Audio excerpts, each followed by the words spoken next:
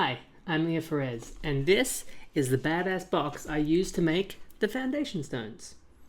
So this was an improvement on the first mold that I created.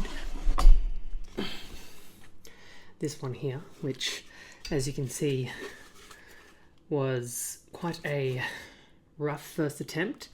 It was my introduction into pouring resin, and it worked really well for about 15 or so of the first sculptures, and then after a while, as inevitably happens with silicon, it deteriorates and you have to make a new mold anyway. So because I had only made 5 of the final versions of the foundation stone, it was a real trial and error process of creating a bunch of foundation stones in different formats with the pigment and trying to get the right concept.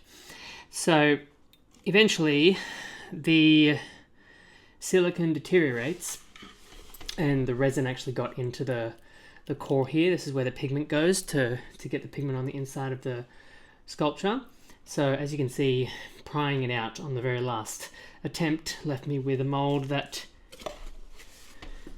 was no longer usable.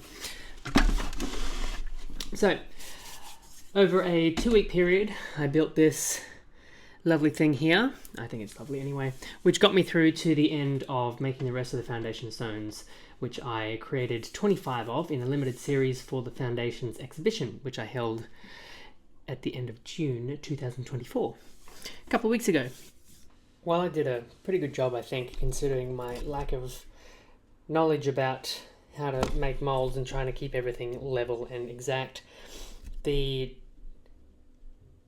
challenge was creating a void space inside where you could pour the resin, so it actually ended up hollow where I could put the light.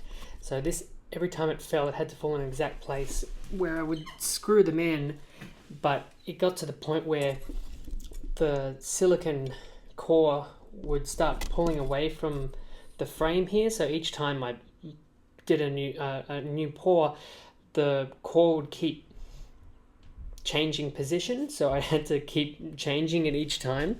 So that's why with this one I designed it so it was much more accurate with the way it went in. So there was a lip on the side there where the insert would go in and would sit flush, so each time it was accurate.